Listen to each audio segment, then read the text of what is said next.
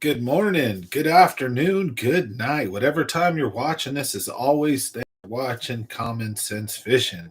So we've got a surprise members giveaway because last Friday's giveaway was so short. We didn't have time for enough people to get on. We were an hour early. It was just like a boondoggle. So we're gonna make up for that tonight. We're gonna hang out, do the full live stream like normal. I've got a couple funny stories to tell you guys about. So we'll basically explain that in a minute here. But we'll do some spawn fishing tips and tricks, latest information from friends and stuff that I have, a couple of planned trips that I plan on taking. And last but not least, we have another giveaway tonight to say thank you for our members. So if you're a subscriber, keep that bell notification checked and make sure you're checking in because we have giveaways a bunch for you guys as well. But at least once a month, we have a giveaway for our members to show our just gratitude for you guys supporting the channel like that, because it's you guys that really push the channel forward. I think your comments, engagement with the channel helps the algorithm tremendously. The little support, seeing $100 a month come in is better than nothing, and it's like that's about what I make, and it's a cool goal to watch that grow and achieve uh, greater things eventually. So that's awesome, and I couldn't do it without you guys. So big thank you. What's up? Keeping it real. All right. So before we get too far into this, I want to say we have all the giveaway stuff from like last month that's just been late on getting out for keeping it real. Marco Houston, Mario with Let's Get It Fishing. Then we have No Limit Off Road, Ray, Charles Chalk, and Racho Bunch. We have a big pack of our giveaway stuff for you guys right here. And what I'm going to be sending everybody is one pack of some TRD Ned rigs. We're going to send you a pack of hooks with the heads. I'm going to be sending you guys some square bills, so a square bill for everybody, and then also a spinner bait. So make sure you guys get out there and crack some big ones. They're cheap, affordable lures that you guys can use. You know, they cost $5-6 each, and they catch big fish.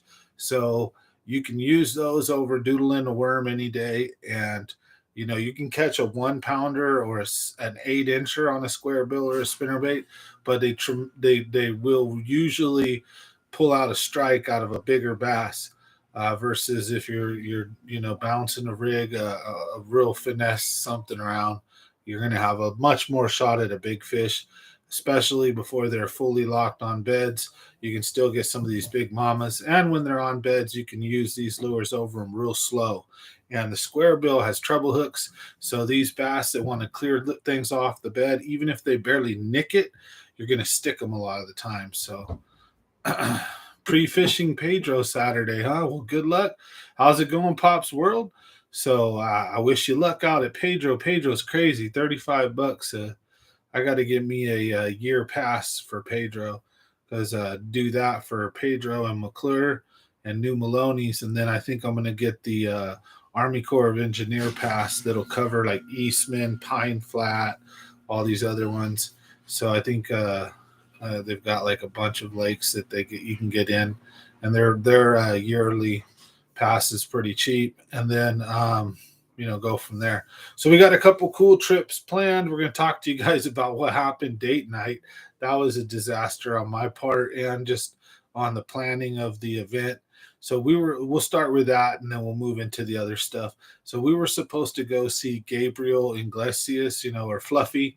So we were supposed to go watch a comedy show in Stockton, and the doors said they open at 7, but the show starts at 8. And so we got there right at about 8 o'clock. And almost any show we've been to like that, there might be a little line, but in general, you get in pretty quick and the show starts. You might miss one of the front runners, the openers, but because the headliner usually comes in at the end. So if it's like a 2 or 3 hour show, he'd do an hour, hour and 20 minutes, while you'll have like the openers doing 15 to 30 minutes a piece, and you might have 3 or 4 in. So we got there right, and the mile to get into the Stockton Arena. Now, mind you, they're checking vaccine status and ID. So to get in the mile, and there's like maybe only one or two points of entry, I think. So the line to get in is like a mile or two. Wraps are all the way around everywhere, crazy. And I was just frustrated. I was like, from where we were at, we're not going to even get into the building till like 9:30 to 9:45, and I would assumed about 9:45, and the show supposedly start at 8 o'clock. So you're talking an hour and 45 minutes. So I'm thinking we're gonna get there and basically miss, all of the show. And so we actually seen somebody who, while we were leaving, because we said, man, screw this. So we wanted to get our money back. So when we were leaving, we seen somebody that was pulling up right as we were coming out. They were walking up to the line. And apparently they waited in line, and I was right. They did not get in till about 9:30. So we wouldn't have got in till 9:30. We were there at 8 o'clock, hour and a half wait in line. We would have missed an hour and a half of the show. We would have missed all the openers. And so apparently, though, he didn't come on until 9:45. So it sucks because we could have stayed and watched it, but we paid, good money to watch a whole comedy show. And due to like the way the procedure of letting people into the building, it was just backed up traffic for days. Well, I'll go to the Kings game the other day, and you show there's a bunch of people letting people in, scanning, checking phones and vaccine cards and whatnot. So boom, boom, you're in, and it's easy. But this was like a nightmare. Like the line wasn't even moving that fast. It was frustrating as hell. So we just left. So I cut the live stream short, was trying to go have a date night, and it ended up turning into a boondoggle. So we ended up leaving and then just stopping by Applebee's and getting some ribs and some other stuff and some food and a couple drinks and shit. And we just chilled, and it was our that was our date night basically. So we didn't get to go see Gabriel, and that's who my wife really wanted to see. I was like, all right, cool, I don't care, sounds fun. We've had some great times, like Ralphie May. We seen him live. That was really freaking awesome. We've seen Chris, what's his name, the magician. We've seen a bunch of other live shows. They're fun as heck, to go to these live shows like in Vegas or wherever else, and you get good seats, and it's a little adventure. I've been to Pink Floyd concerts, all that stuff. So fun times, but unfortunately this time did not work out. Wah, wah, wah. I'll drink to that. Hey, no limit off road. So yeah, that was a bust. So anyways, that's what happened Friday night. So sorry I took off early. We it is what it is. What's cracking, Racho Bunch? So I don't know if I got everybody's stuff. So all the giveaway stuff, I'm ready to finally take care of it. Oh man. So I got No Limit, Racho Bunch, got everybody their stuff. So appreciate you guys. We'll get that all sent out. Just life's been hectic, been super busy. Like haven't had a day off barely. And so that's all going to go out here in the next day or two. I got most of your guys' address, I'm pretty sure. So if not, if you're local, I'll hit you guys up. But I think I got everybody's address. So the winners that I got to get everything to are Keeping It Real, Marco Houston, Mario with Let's Get It Fishing, No Limit Off Road, Ray, Charles Chalk, and Racho Bunch. You guys still have lure packs coming. So I got crankbaits, spinner baits, and an entire Ned rig set up basically where the whole pack of TRDs with a package of hooks and heads. So we've got a basic like little spawn 101. Like in my opinion, the only 3 lures you need at like most places. So if you're fishing the Delta, maybe not the Ned rig. It can be great there, but when you're fishing in all that vegetation, you want to use something weedless then, like the weedless Ned rig. A lot better then. But anyway, so we got a whole package of TRDs. Like I said, we got a square bill crankbait and a spinner bait coming out to you guys. So that's some of my favorite stuff to throw this time of year. So I used the crankbait and the spinnerbait. And if that isn't working out, then I'll just throw the Ned rig and guaranteed to catch something. So catch some big fish on a crankbait and spinnerbait. By the way, I got double digits on a Ish Monroe Biggie Papa square bill, and also on the deep diving version from river to sea. And I've got monsters. My buddy's got a 13 pounder on one. He's also got an 11 on a spinnerbait, a 12 on a spinnerbait, and a 10 on a spinnerbait. So spinnerbaits caught it. I've seen it catch a lot of double digits over the long, not a lot, but for like what I'm used to seeing, like a lot of them came off of the spinnerbait or the crankbait. One came off a jig, come off of this or that. So, but most of them came off of stuff like that. At the Delta, though, I've dumped a couple double digits for sure. But my problem was I was using the Eagle Claw U head. So it's just a swing head. So it's a round head. So it works great in rocks and all kinds of stuff. So it's got a round head that's got the little swivel thing that connects to a hook, right? But the hook is a straight shank worm hook. So the gap, it's like one of those hooks that's like this. So the gap, the distance isn't real deep. So when you get a hook into them, if you have a big fat rubber, you don't have a lot of room for compression. So the hook might barely stick out. When the bass bites the lure and you set into it, I rip those or out of the fish's mouth a lot, or either skin hook them or don't really hook them really good. And it was super frustrating because I was whacking them, and I dumped two monsters over 10, two double digit monsters at the Delta in one day during spawn on that damn lure. And I finally got wise of why I wasn't sticking them right. I changed up and I prayed to God. I said, if you give me, I said, I've never had two double digits in one day. So the horrible bad luck I had that day, I'm like, this is like the worst day ever. I tried to be positive and say, well, at least I had them on, and I fought both of them all the way to the boat. But I was all by myself and had nobody to be like super net man, and in the process lost them both right at the boat. And it was heartbreaking, frustrating as hell, and there were definitely double digits. Like, you can't say what for sure, but these were some of the biggest bass I've ever seen. They were bigger than most double digits I've seen, like between me and my friends. These things were bucket mouse monsters.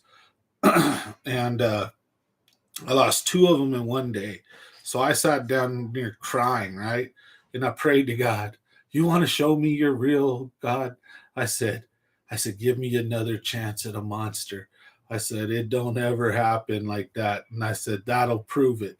And sure enough, I stroked like a 7+, like right away, like after doing all that praying.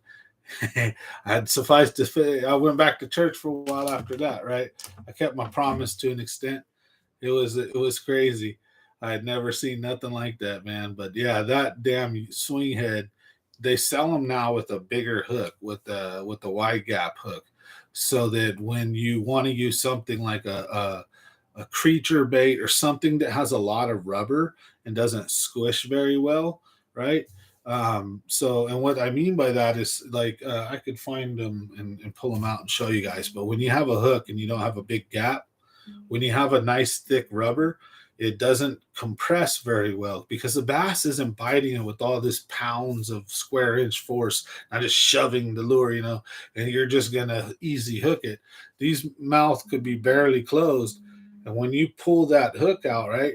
If your hook is like this and not like a big gap, it can easily pop out of the mouth, versus when you have a bigger gap, it's going to dig into that, and then when you hook, it's going to pop through and it's going to be holding it. When you have a real skinny hook, it can be precarious hooks with those. And the other thing working against you is, even if you had like a finesse worm, the hook in itself being small is not good for bigger fish. And then when you end up putting like a big creature bait or a like crawdad bait, right, that doesn't have a lot of compression, you don't have a lot of room when you have that hook buried in and it's this little skinny hook and you have this big rubber, it doesn't compress a lot. So you don't have a lot of that hook sticking out versus if you have a wide gap hook and you have a rubber, then it can compress real good and that hook can dig in still. I know I'm probably not using the best analogies with my hands. I could draw it on paper real easy or show you with the two hooks. But I'm telling you, when you're fishing in spawn, use big hooks because you can catch little fish with big hooks. But when them big fish bite, you do not want to play around. I've lost so many monsters during spawn using the wrong gear. And so use bigger line and because they're less line shy. So use a little bit bigger line and use bigger hooks. That would be spawn tips number one. If you know you're fishing for big fish, don't be fishing finesse during the spawn. You don't need to. And with these big fish, you will wish you weren't. Unless you're fishing some of these mother lode lakes, then there are times where you kind of need to go finesse during spawn. These fish won't hit anything. And it's either because of two reasons. It's either you're so close that the fish can see you, just like you can see the fish. So the fish is spooked and it's still sitting on its bed, but it ain't going to eat nothing because it knows that it's associated with you. And so that kind of fishing takes you hours sometimes to get a big fish to bite, to antagonize it or trick it, right? That or the fish when I go, what I do is I back off where the fish can't see me, and then I fish by feel. And during spawn you won't even feel the bite a lot of time. You'll be dragging it across the bed and then it'll just stop like you're snagged, and then you might feel it slightly move a little bit because it's like the fish is breathing or the fish is just shifting a little bit. And then if you lift a little, you might even feel the fish kind of move with you or pull against you a little. But if you feel any kind of change, so you stop and you freeze like you're frozen still, and you feel any pull back in that rod and the boat isn't moving at all, you know that's a fish. So you hammer on them. You don't need to feel a tap tap, and the fish doesn't have to swim off. It's finesse fishing for them, and you can use bigger baits and lures too. Just my recommendation is use bigger hooks. And then if you're going to finesse for them, so like I said, sometimes these mother lode lakes, it's like you try all that, like you're at the Delta, you can throw a big Cinco up there and you catch them, but the bigger, smarter fish kind of seem to be worried. That's where something like a swim bait can come in handy, or a crank bait or a spinner bait, something that you can trick this, just give them, big profile, piss that bass off. Sometimes finesse isn't the key, but if you are going to finesse and if that doesn't work, sometimes it seems like I've had a lot of luck catching and getting them to bite decent sized fish on just like regular small worms like curly tail or the 4 or 5 inch Cinco on a Texas rig, right? And it's just making sure, again, you make sure you have the right hook and the right line if you're fishing like that. And if you're doing it out here at the lake, you don't need to have real thick, giant line unless you're specifically trying to target these 10-pound monsters. But even then, if they're on their bed and you're throwing a tube or you're throwing a jig or something, line factor is going to play a role, or could play a role in it. So it's like there's a fine line to walk, with how big I'll go. And I'll probably stay under 15 for sure, like try 12 if that's the case. If they're kind of line shy, I'm needing to finesse, but I know I'm dealing with the double-digit bass or a group of like monsters up there, and that any fish I get could be just a mondo. I'm probably not going to use 8-pound test or 6-pound test unless I have to. How's it going, Charles Chuck? Doing good. Just sitting here smashing a couple beers. Man, this one right here, dude. What is this? 10.4%. So one of these is like having two at one time. It's like boom, boom. This thing's the savage. I love the Therapist. Good old Dust Bowl.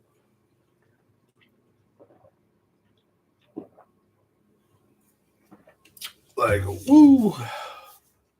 But how you doing? How's everybody doing tonight? Hope everybody's having a great Sunday night tonight. We're going to do a bonus giveaway for the members.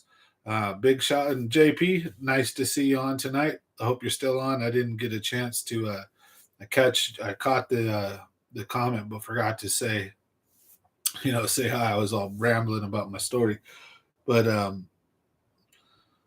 we're gonna do a members giveaway because I know Friday was a pretty short video, so I have plenty of time to relax and hang out tonight. We're gonna talk fishing. I kind of told the story of what happened with Fluffy. Hey, Hannah, dropping in to say hi. Nice to see you tonight. And tight lines to you as well. Always good to see you on. But yeah, spawn fishing. I think we're going to get those tips out of the way. If you're watching earlier, if not, you can go back and rewind. I don't want to tell the story a bunch of times, but the date night was a failure. It was hilarious. I mean, we still made a positive out of it, but that's why I had to go early Friday night. So tonight, Sunday, we're making up for that. We're gonna do another members giveaway. I've got all the members packs and stuff to give out right here, and then we're gonna get that out. It's just been hectic, so I've still actually got one more set of lures I gotta buy, and then everybody will get their stuff coming in the mail like in the next couple days. So you'll see it soon. I'm pretty sure most of you guys have won before. So I have your address and where to send the stuff to. And the ones that I don't, I'll reach out to you. Most of the winners I know on Facebook or other stuff as well, Instagram, all that stuff. It's cool. We got a nice little close knit community here. There's a lot of people who just watch and participate in the videos. They say hi to me at the lake. That's awesome. I appreciate you guys. I say hi back. I'm always willing to chat and talk with people. I don't think I know it all. I don't ever boss people or tell people what's up. I'm always open into listening to how other people are catching fish too. I just like to share my experiences and have fun and then educate, because there's always, even if you're not that good, there's always a beginner. There's always someone not as good as you. Just like even if you're super good, there's always someone better than you. And that always cycles and changes through, especially in a trade like fishing, where again, like I like to shout his channel out, Intuitive Angling with Randy Blaukat. He talks about why you become a worse fisherman as you get older, and most of it had to do with lack of creativity and ingenuity, and basically getting stuck and set in our ways, and fishing thinking we know it all, and fishing only certain lures in certain conditions with certain stuff on certain setups and yada yada, because we think we know it all. Wow, when we're in that stage, he says, when you're good and like you're good, like you get the hook set ideas down, the rod and line length, that you understand what your poles and reels are for, you understand kind of what to use on what, and you're decent with lures, but you're like not a master yet, and you're still learning and struggling, in that middle of the road, kind of middle of your fishing career. He's like, when you're the best, he goes, that's when you start catching the monsters. And he goes, and you'll get better and better to an extent, and then it'll stop. And then what'll happen is, he goes, you'll start getting worse and worse. And he had some good points. And he goes, it's rare to see people break out of that. I get exactly, see, I already fall for what he's talking about. So I'm here to announce that probably next trip or two are going to be big bait only, big swim baits only. So I might bring a jig rod, but I think everything else is going to be probably 2 or 3 rods. We're going to run with like a HUD bottom bouncing swim bait, and then we're going to use like an S-Wave or 200. So, something like that, maybe a Sneaky Pete or a moderate size swim bait or smaller swim bait, and then different rates of falls and stuff like that. Those are mostly glides, but a HUD, on the bottom. So I have all kinds of different options covered. Excuse me. I also bought a lure knocker, so if I get one of them stuck, I can try to get it unstuck and get it out, right? So with that being said, I'm hoping to get out in the next couple trips and to make it swim bait only. And hopefully we're going to bring you guys and gals some awesome content. So I'm super excited for that. Don't forget to smash that like button. If you're new to the channel, go ahead and please consider subscribing. It helps a lot. The comments help a lot too when you guys engage. Helps the algorithm. It helps people kind of understand that the channel's not a dead channel, to jump in, to engage as well.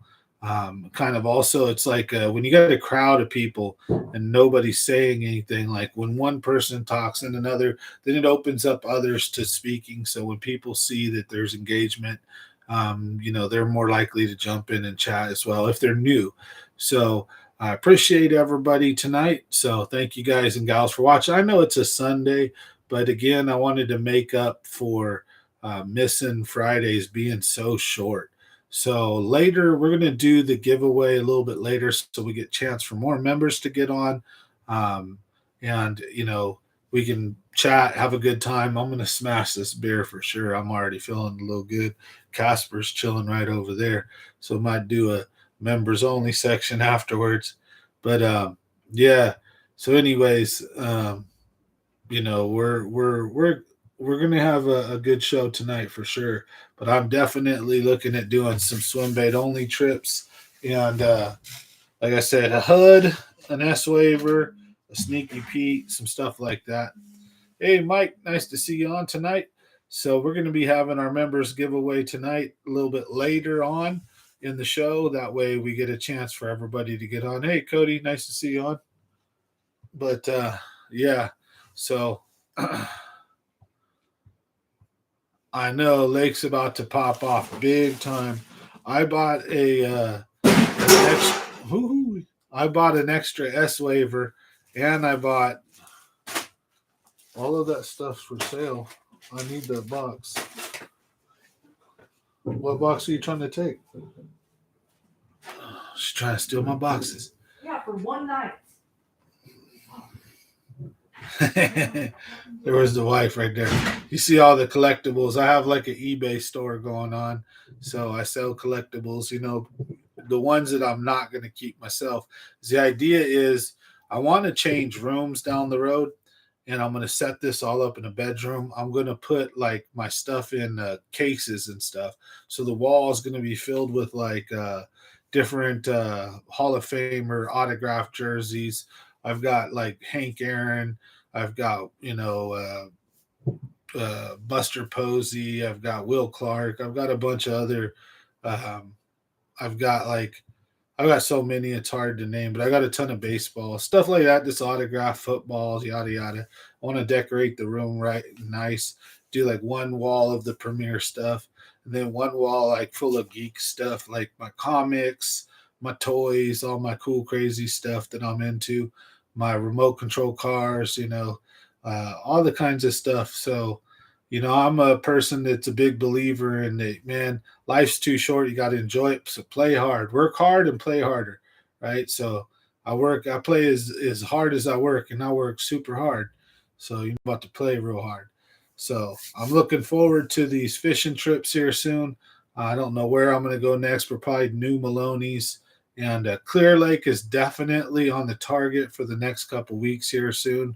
I just don't know exactly when yet. I'm thinking it's going to be early April sometime. I'm going to try to reach out to all the friends. Yeah, that's what they say.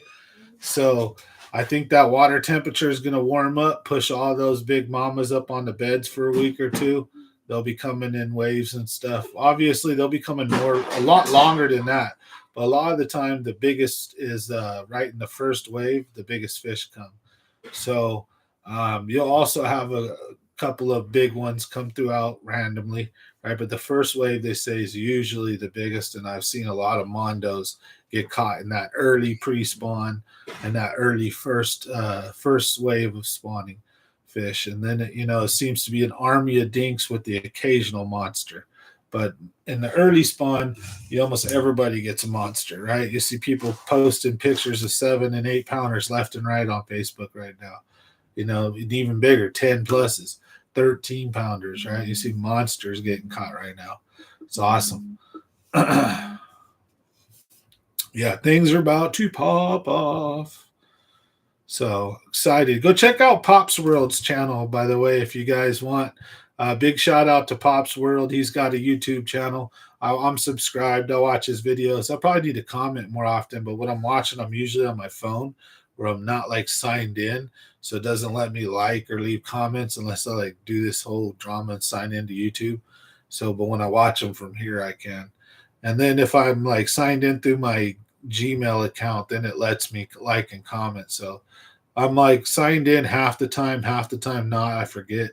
So, anyways, I try to drop in and say hi. He's got a pretty cool channel. If you guys want, go check him out. There's a couple local guys who got some decent channels as well that try hard and fish pretty good.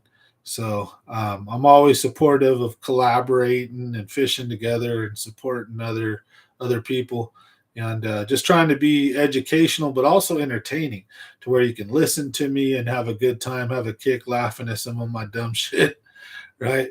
I know I don't try to be too crazy because this is a fishing channel, right? I could make it a damn near a comedy show, and I'll probably have half of you guys rolling, pissing yourself, and or more, three quarters, and then I might alienate the other quarter or so and say, "Oh man, this guy's crazy."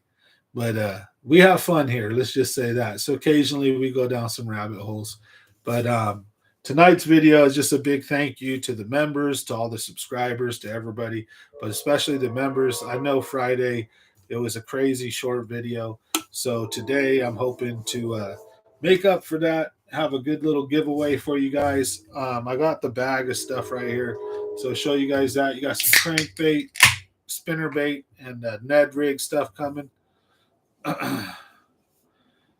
Fishing Pedro Friday. Yeah, I think all the lakes are going to be cracking off right now.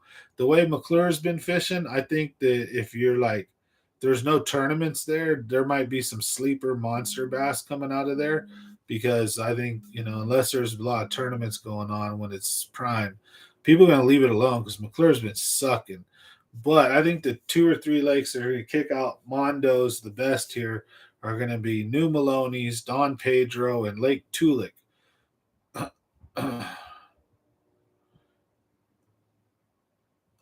Yeah, exactly. That heat sucks. I tell you what, it burns the shite. Being on those roofs and all that. What depth do spotted bass spawn? Well, spotted bass will spawn anywhere from 3 to 5 feet, like a normal largemouth would. You'll find spotted bass beds right up on the shoreline. And then sometimes the deepest I've seen them is about 25 feet or so, I'd have to say. Like at Folsom, we were picking them off beds in 20 feet. And what we had to do was we had to use white worms. So we used these little white worms that we ordered and little flukes that were white. And the only way you could tell you had a fish is you would drop down and we would be looking real down low on these flats where we were catching fish, and you would see this lighter patch of a lighter circle. You'd see the bottom would appear this one darkish gray color, and then you just see a light circle, and you'd know there's a fish down there. We drop our bait down, and you would see this little tiny white dot, and it would be wiggling and moving around. And then all of a sudden, it would just black out. White dot's gone. You just knew you had a fish. You lift up and set the hook. And we were smacking them. We were actually on TV one time at Folsom, smacking them in our rubber raft. Me and Jeremy, we were on Comcast with a Future Pro Tour, and we had a lot of good times out there. So I've seen bass spawn as deep as like 20, 25 feet. I'd say they're traditionally, they'd be right around the same spot with the largies, though, 5, 10 feet deep max. Largemouth will surprise you too. They'll spawn usually up shallow, but big largemouth are freaking weirdos. I've seen them spawn on PVC pipes. No problem, brother, or ma'am. But oh, yeah, Mister. So brother, but I've seen them. I've seen them spawn on like PVC pipes. I've seen them spawn on wood branches, on a tree.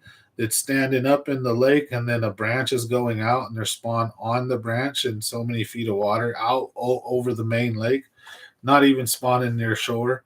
I seen them spawning on big old giant rock where there's chunk rock, and they're just sitting there like on a shelf up by the dams of McClure and stuff like that. So I've seen some of the big fish spawn in some weird places as well as normal spots. So um, the bigger fish are the ones I'm after. But yeah, for sure, spotted bass, you can definitely catch them on beds a lot deeper than you think. Because, and one thing to think about, if you're fishing a fishery that has a lot of spotted bass, one thing you got to think about is what is the rate of how fast is the water going up? So if the lake level is rising because you're having rain run off into the lake or snow melt coming in through the river, then what's going to happen is if it's even if it's at a kind of slowish rate, but say spawning takes a week, a few days, right, or more, or whatever. It takes a certain set of time because it's done in stages where the fish will come up. They'll kind of clean the area off. They'll kind of make sure they'll patrol the area. They'll sit in it. They'll patrol it a little bit. They'll circle it, and they'll have their little spawning area situated, like where they want to spawn. And but they may not be doing their thing yet. And then when the cold fronts come in, sometimes they'll push off and then move back up and push. So they're kind of waiting, right? But they kind of already are selecting their areas, right? And they'll push up and they'll sit there. And this is that stage where they're kind of cleaning off the area. So if you're anywhere near where they plan on spawning and you drag a worm or anything slow, they'll come pick it up and eat it, or they'll move it off. It's like they're already spawned, but they're not. But if they see you, they'll swim off. And then if you go away, they'll come back. Usually, unless you pissed them off enough, they might not be fully locked on that spot and they'll go somewhere else. But if they've decided that's where they're going to spawn, they'll take off and they'll come right back within a minute or two. But if they see you, they're going to haul balls again. That's like the first kind of stage of it, right? And if the lake starts lifting and it's gaining a foot or two a day, now that spot that was in 3 feet of water is in 5 or 6 feet of water. And if they're still dead set on spawn, water temps haven't gone crazy just yet. There hasn't been any crazy cold fronts coming in. They'll still sit there. So that's how they'll end up as the lake level rises and rises and rises. They'll be sitting on beds in 15 feet of water sometimes, when initially, when the process started, the bed was in 5 feet of water. But one thing is if you're in a really bad year or a certain type of lake that there isn't many fluctuations, they'll be right up there with 3 to 5 feet of water as well sometimes. And then again, as deep as 20. So if you're spawn fishing in a premier spotted bass fishery, like let's say Bullard's Bar, then know that those fish, when there's not a ton of largemouth to compete with, and it's predominantly spotted bass, those fish can be in 3 feet of water all the way down to about 20, and they'll be comfortably spawning in 20, 25 feet. So if you're not catching any big fish or lots of numbers and you know it should be full spawn, and you're at a place like Bullard's Bar, Trinity, Shasta, then pull off and fish a little deeper, especially if the lake level's been rising. If you look at the shore, you notice there's not like a nasty water stain where the lake's been dropping, but it's been rising. Well, then pull off, maybe fish a little deeper. So, that's kind of how I look at it. 6 feet in the past 2 weeks, that's not a huge increase. But with last night's rain and then any snow melt that we might have, just check the depths and the fluctuations. But, they can spawn in 20 feet of water for sure. So don't rule it out. And then remember this, they also spawn in waves. So if you're fishing and catching 1 and 2 pounders up shallow, maybe you're catching all the males. Then when that happens, usually the females are in the next set down. So if you're catching males in 2 to 6 feet or 2 to 8 feet, then you want to start fishing in 8 to 15, 8 to 20. And that's when you'll start picking off those bigger bellied females, so that are sitting there waiting to move up. So don't always focus too shallow. Keep your eyes up there for any monsters, but remember where There are probably more monsters than you realize and more bigger, decent fish or deeper than there are pulled up in the early stages of spawn because the males are usually the ones clearing the beds off. The males are ones fanning beds. The females come up when they're actually ready to lay the eggs and it's time and they choose a male, choose a bed. They could be cruising, looking for the right male, for the right bed, for the right spot, wind protected cove or somewhere where that female feels safe because the female didn't get that old spawning, stupidly. So she's going to spawn where she feels safe and comfortable or where she's sometimes where they've done it before. They'll go right back to those same spots if they haven't been really messed with too hard or if they've been caught and then re-released right away into their spot. They're probably not going to be, they might come back to it. I don't know. Couldn't promise. But I'm pretty sure, like I've hit certain spots in multiple years and caught monsters out the same spot. Don't know if it's the same fish, but there's a reason why big fish are spawning there. As a type of location. All right, folks. Tell you what, if you're a member at any time throughout the night tonight, go ahead and comment giveaway in the giveaway section. That'll get you guys and gals entered into tonight's members giveaway, and we'll be having that a little bit later on. So make sure you drop in and check to see if you've won or stick it out and have a good night with us conversating about fishing. I appreciate any comments and questions like from Mr. UCL there. So Charles Chalk and Mike Dozier, appreciate you guys. Smash the like button if you get a chance. I'm going to down the last bit of this 10.4. This is a tough one to put down. It gives you that bitter beer face, that.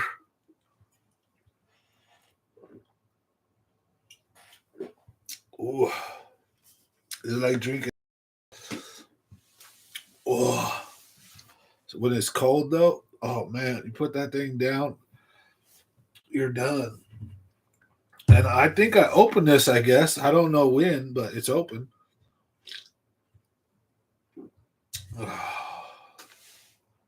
Wash the 10 down with the 6.6. Oh, excuse me. I'm a pirate tonight. Woo. Excuse me. Sorry, folks. There we go. I had to clear the phone there. But yeah, so for the members tonight, just smash that like button. Also, comment giveaway in the comment section, and that gets you guys entered into tonight's video. I'm going to repeat that theme. Hey, Tyler, nice to see you on.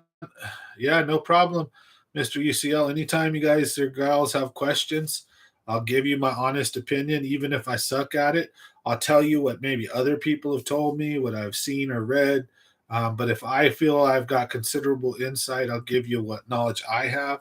And take it with a grain of salt and that I try my best, but I'm not no pro. I've got 4 double digits and I've won 12 out of like 50 tournaments or 60. I've been in a lot that I didn't win. But all right, guys, thanks for commenting there. We got everybody else, Racho, Cody, No Limit, and Marco. Hey, nice to see you on tonight, everybody. Thanks for watching. But yeah, it's been one hell of a ride. Excuse me. This last couple weeks has been pretty hectic too, so I've got some stress off the back finally with taxes done and everything that I owe starting to get taken care of there, and so I'm feeling good now. Wasn't as bad as I thought it was going to be, so hey, I'm real thankful there. I was pretty stressed on taxes this year, so. You found some fish on beds yesterday. Nice. Yeah, there should be some fish on beds already for dang sure. I think it's it's time basically. So there'll be fish on beds and there'll be some big ones. Depending on what lake and what spot you're at, they might be in certain different stages. So one way I like to fish right now is positioning the boat in about 15 feet of water or so, depending on water clarity and like how the lake is. But I like to put myself where I can see barely into like 3 or 4 feet of water.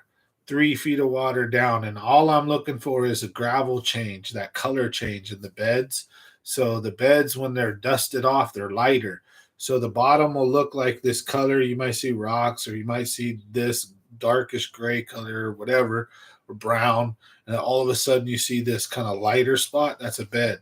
And then if you look on that and you see a dark shadow, a dark spot, that's probably a fish. And I like to scope them out from about that distance right there.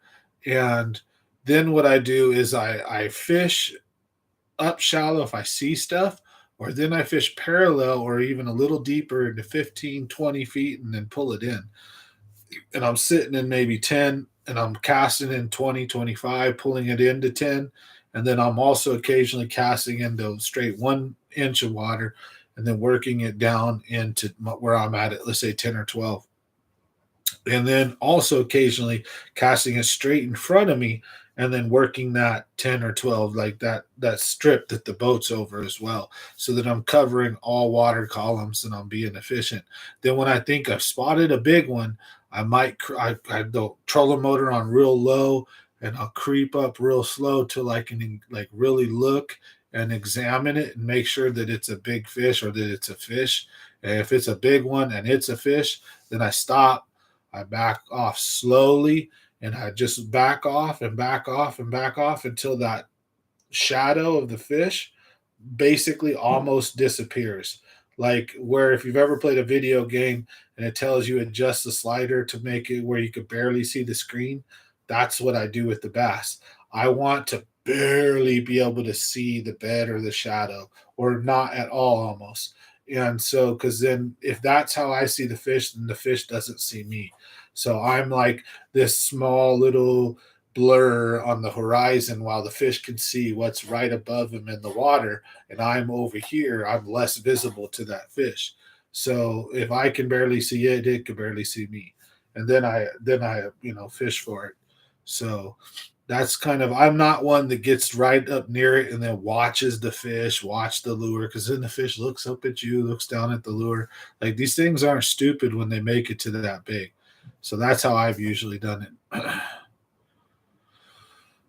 Not a lot locked on. Yeah, exactly. So when they're in that spooky mode, then I like to just assume they're up there then. So I just slow down and I don't look for them. I just start casting randomly every 2 or 3 feet, so that each cast, I cast onto the shore and then bring it out into 20 feet and then reel it up. And then when I cast again, I want my cast to be only 2 or 3 feet. So if a bed is a foot or two wide, and the fish could be anywhere in that little sphere.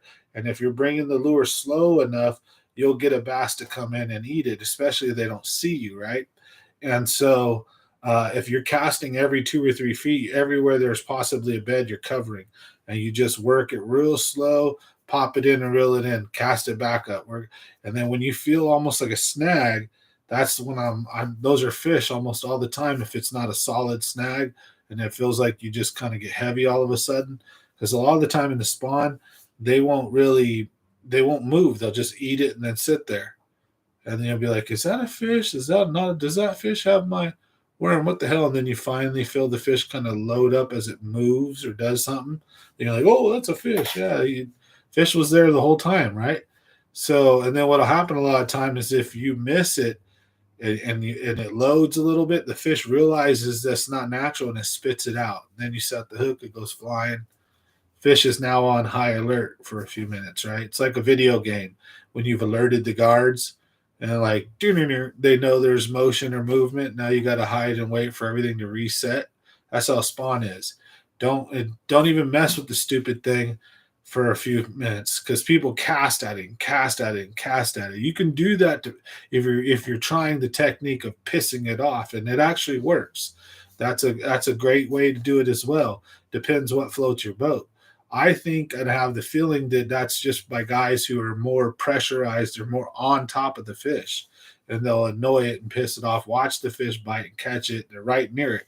I will back up and just do blind faith sometimes, and I'll spot an area where there's like, okay, I think the fish should be spawning here.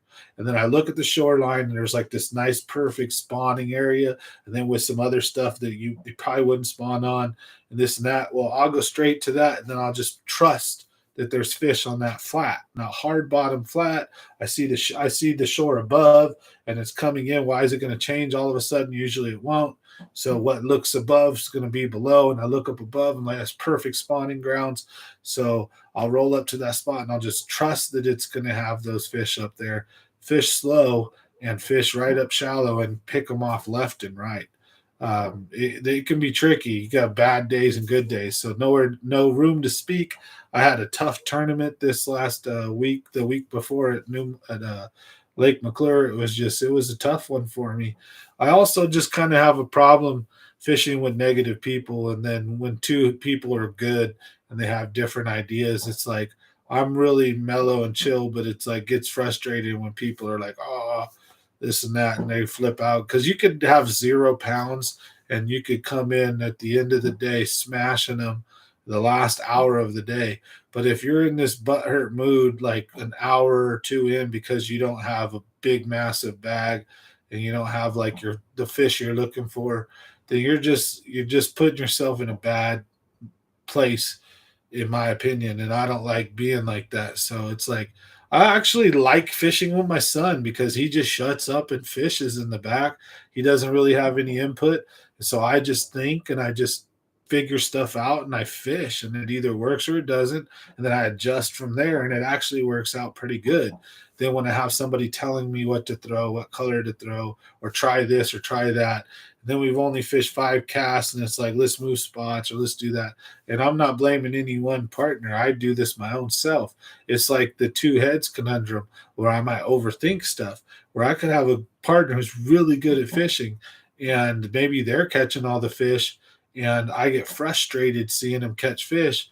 And then I try doing what they're doing when that's not my strength and that's not even how I think that I should be fishing right now, because we shouldn't have two guys in the same boat doing the same thing, right? So it's a challenge tournament fishing. It's fun. I like it. I plan on doing a lot more of it, but I missed this last New Maloney's BBT tournament. I just couldn't afford.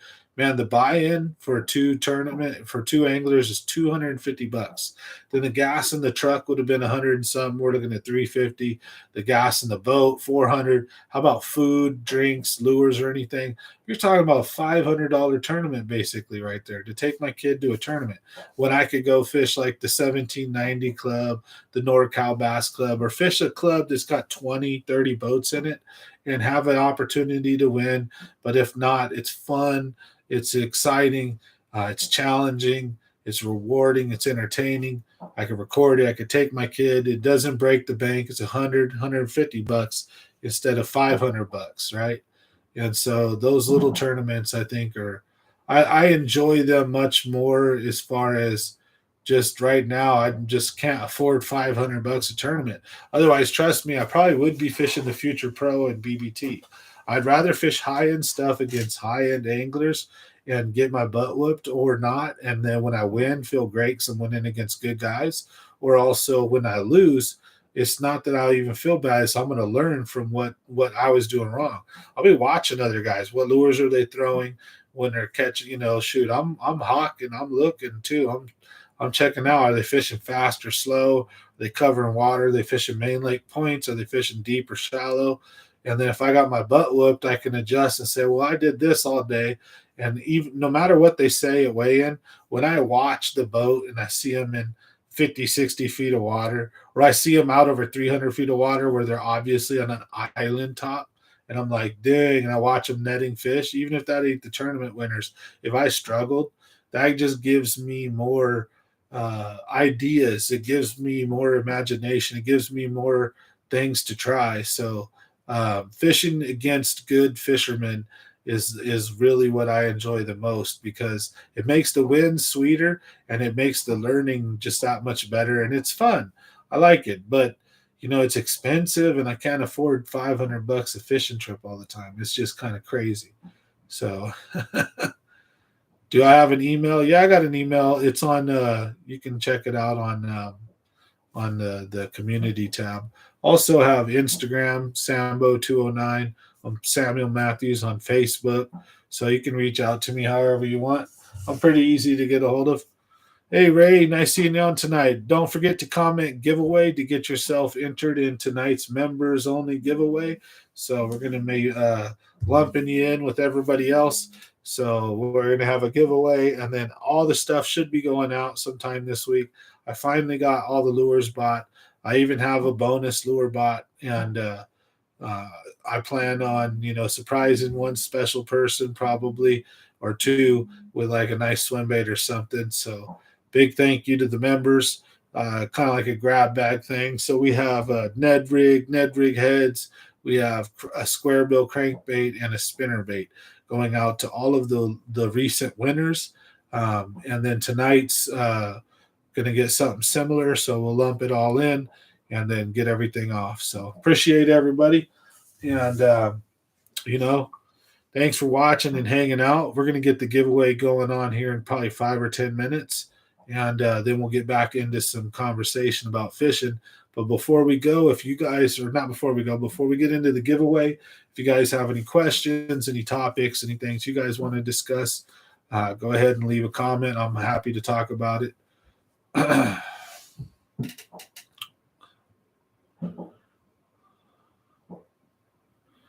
Oh, man. Crazy. Yeah. That sucks, Pops. Someone got killed in your area. I used to live off of Beechwood a little bit, right off of Franklin and all that right there. Hey, Mikey Podolsky in the house. Podolsky, my buddy MP3. Now that right there, that's like my best friend right there. That's my brother from another mother.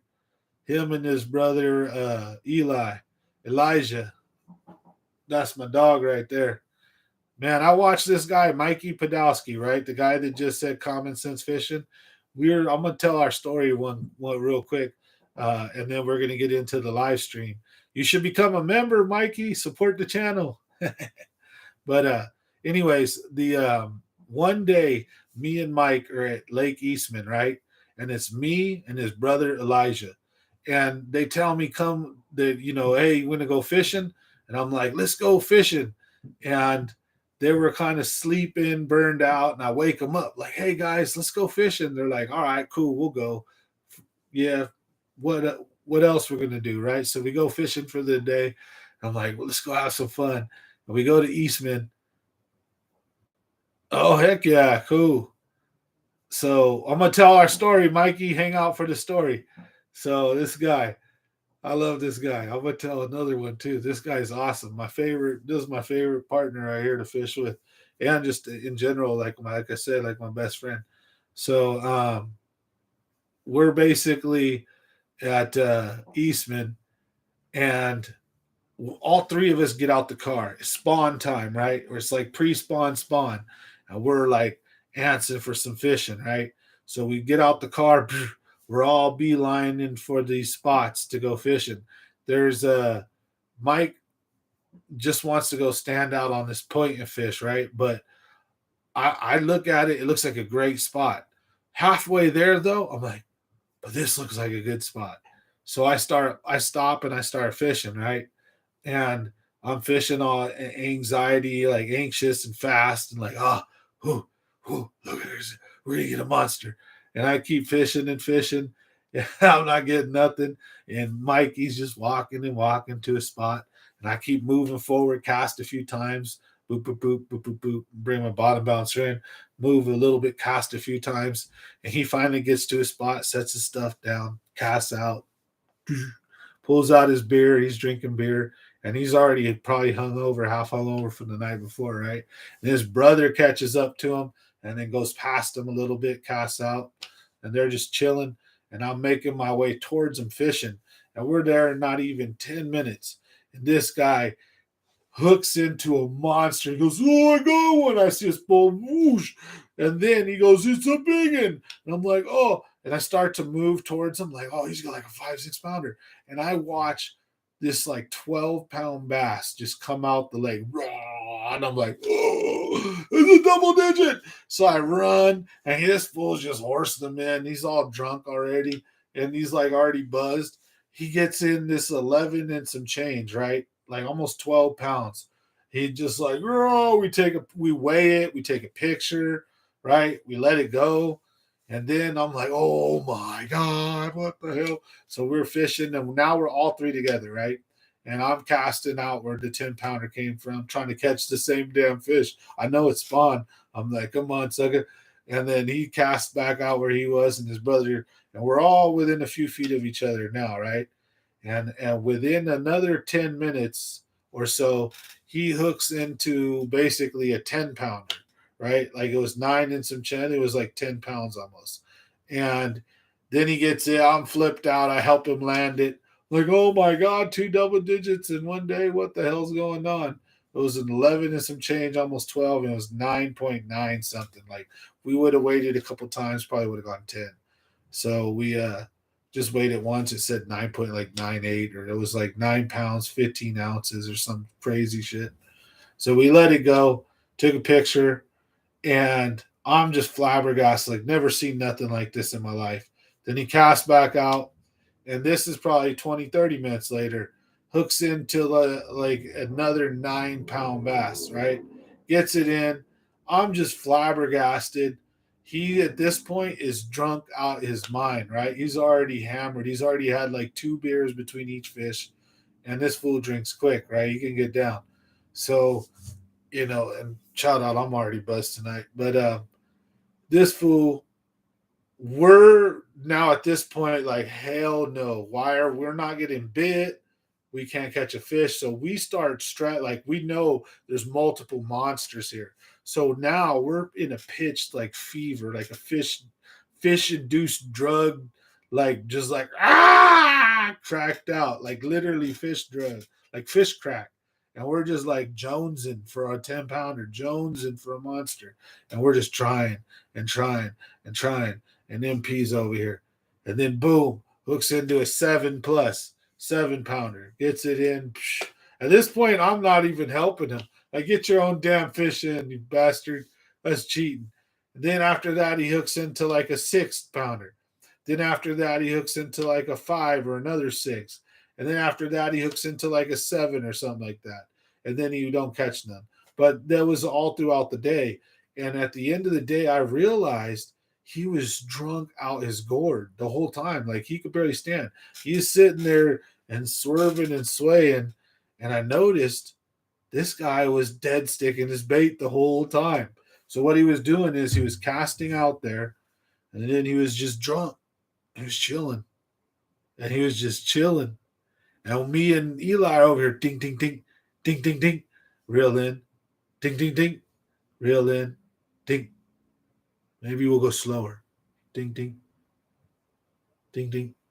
Thinking that's slow. Ding, ding. We're watching all these 10-pounders get caught, all these 8-pounders get caught. We're like, there's so many here, it just must be magic. So we were like popping and wiggling our worms, dragging them, trying everything, right? And in hindsight, I never once seen this guy work his worm. He cast it out, and he'd like light a cigarette and be sitting there and then have a beer. Then he might pop it and then put it down. I do seen him pop it. And it was just like us. Do, do, do. And then sit there and then drinking his beer, smoking a cigarette. Fish after fish after fish after fish. It just blew my mind. I was so like, what the hell just happened? And then at the end, analyzing it, he was dead sticking and he was just murking all these fish. I'll never forget his best 5 fish went for damn near 40 pounds. It was like 37, 38 pounds, something like that. He had an 11 and some change for a fact, for sure.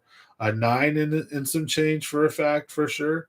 An 8 or like a 7, 9, or like 7 pounds, 15 ounces. And then he had a couple 6s and 5s. I don't remember exactly what it was. It was like 37 pounds. It was the best bag I've ever seen with my own 2 eyes. It was the greatest single day of fishing I've ever witnessed in my life. And Mikey Podolsky put the hammer down on him. drunk out his gourd with a spinning rod. With a spinning rod. I don't think he ever retied his lure, too. He got all those fish on the same lure. He never snapped off once. He never lost. Oh, man. He didn't lose a single fish. He didn't break his line once. This fool managed to put massive hogs on each time, get them in. This is the craziest shit I ever seen. Mikey, shout out to you, brother. So smash that like button if you guys get a chance. That's a true story that happened with me and Mike MP out at Lake Eastman. 37 pounds for best five. He had over 50 pounds of fish, though, that he had caught. He had caught like 8 fish or something. And it was just insane. It was the craziest thing. Blew my mind. I'll never forget that day. It was the craziest fishing day I've ever seen. And I've seen one close at the Delta. It was probably like 34 pounds or something for 5 fish, and a lot of monsters. I got all the photos still from that one, so thank God. I can still boast about that one day where my best 5 was like 30 something pounds. It was freaking pretty spectacular. Crankbait fishing at the Delta. I love it. That's why I get hooked like drugs when it comes to the Delta. I just use a crankbait and cover water. And I just fish it fast, fish it slow, fish it medium, rip it through weeds, bump it off crap. I use it all over the place. That's like almost all I do at the Delta now. I'm so addicted to crankbait in there. That's like, I don't know, that top water and I jerk bait. Sometimes if the bite's shitty, of course, I'll bottom bounce. So Texas rig, but or even drop shot. But the crankbait definitely is like my go-to for the Delta. All right, well, let's get this giveaway going on here soon and set up the wheel of names. Thank you, everybody, for hanging out tonight. True story, Eastman, good old Mikey P. Let's get everybody here hooked up and put on. All right.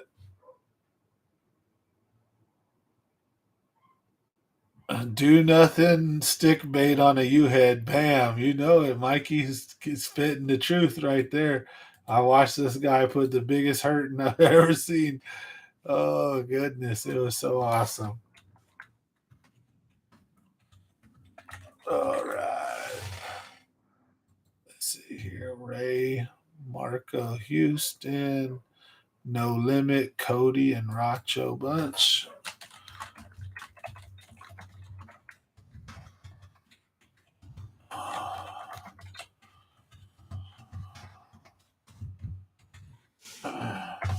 By the way, thanks everybody for hanging out, watching, for chilling with me on these live streams. I try to I tell the truth, tell some good stories.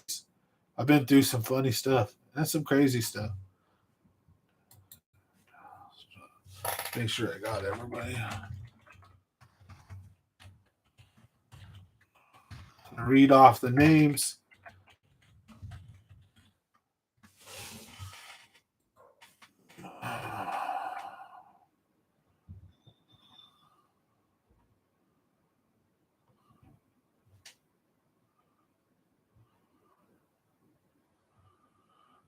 Keeping it real. I don't know if you.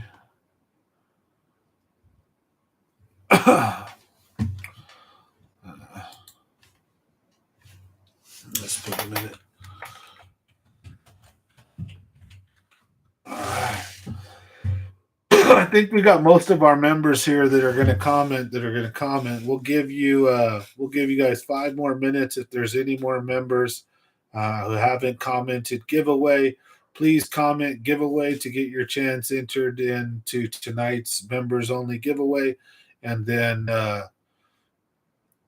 we'll get back to fishing talk and all that good stuff and call it a night. So otherwise, if you guys have any topics or subjects you guys want to talk about, any breakdowns, any lure stuff, feel free to fire away. I love chatting about that kind of stuff. So otherwise, I'm going to smash a beer.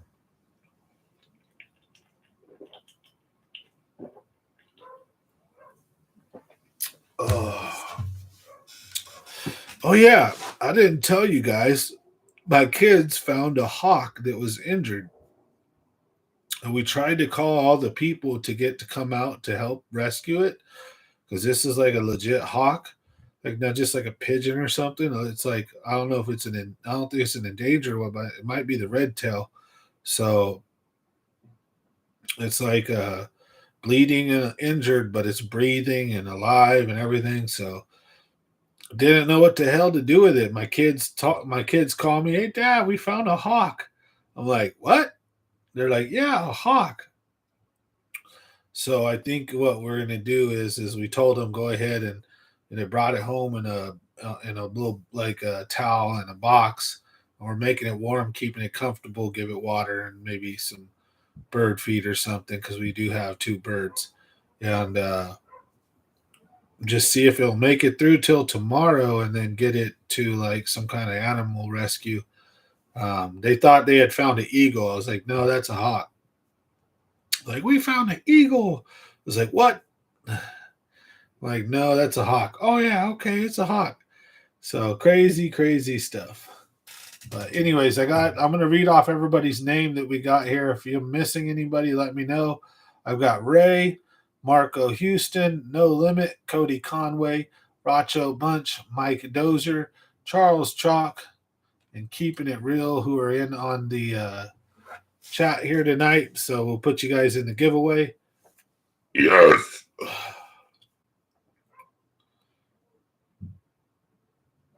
Take it to Fox Grove. There is a rehab there. Thank you, Rel.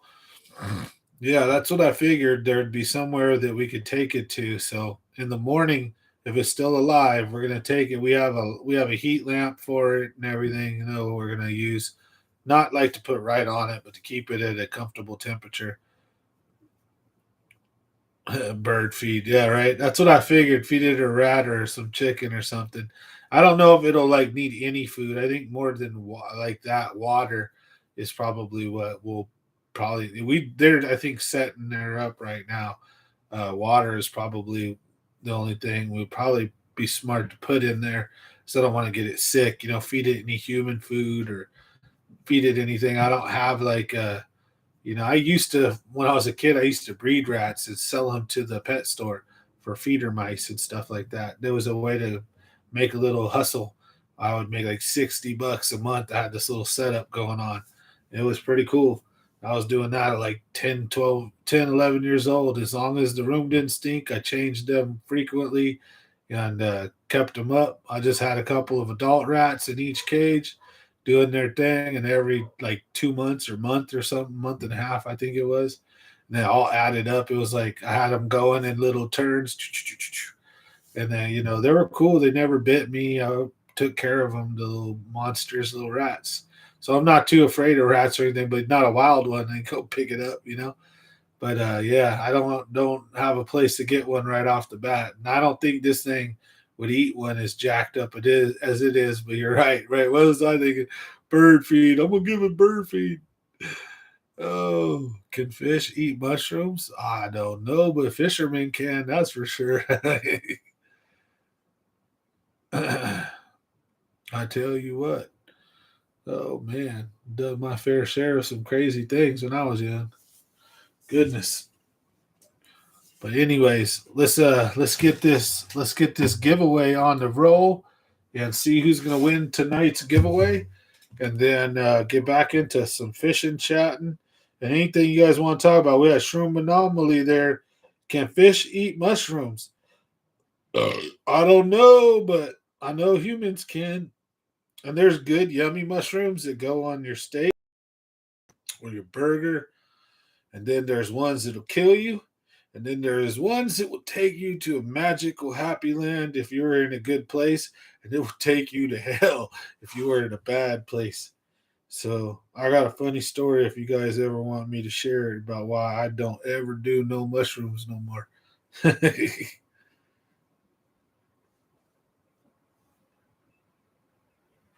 All right, so I'm gonna record it so we keep it fair.